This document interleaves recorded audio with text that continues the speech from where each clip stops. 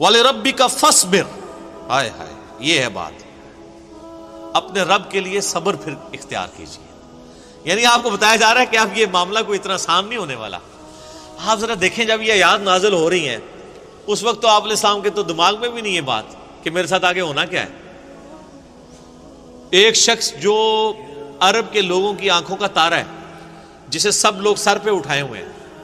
صادق اور امین کہتے ہیں، اس کی مثالیں دیتے ہیں، اس کے فیصلوں کا احترام کرتے ہیں، اور وہ اس خاندان سے ہے جو خانہ کعبے کا متولی بھی ہے۔ انہوں نے زیادہ سے زیادہ کیا سوچا ہوگا، میرے ساتھ کیا کر لیں گے؟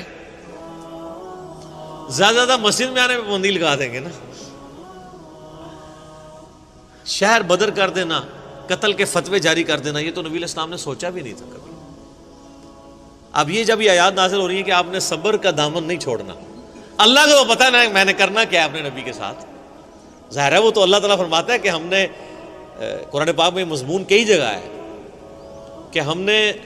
تمام نبیوں کے مخالفین جن و انس میں سے اٹھائے ہیں۔ اللہ تعالیٰ کہتے ہیں ہم نے اٹھائے، مراد یہ کہ جب اٹھتے ہیں تو ہم انہیں اٹھنا دیتے ہیں، تاکہ یہ کشاکش ہوگی تو پھر حق اور باطل کی کشاکش کے بعد پھر سچائی کی چاشنی فیل ہوتی ہے نا۔ اگر پیاس ہی نہ ہو تو ٹھنڈے پانی کی قدر کیا آئے گی؟ تو اللہ تبارک و تعالیٰ نے اپنے نبی کو بھی ان آزمائشوں سے گزارا ہے۔ انڈیویجول آپ علیہ السلام پہ بھی بہت آزمائشیں آئیں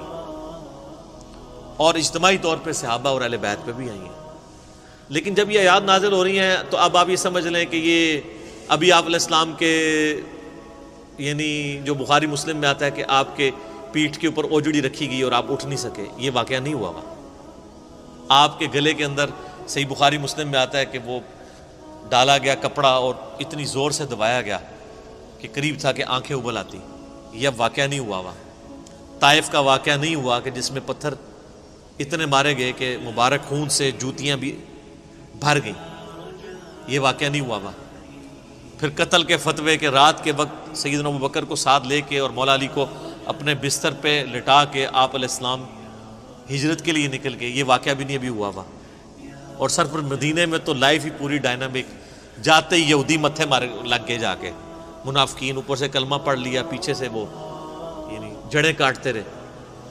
پھر غزوہ بدر میں جو کچھ ہوا، احد میں تو نبی علیہ السلام کے دانت بھی شہید ہو گئے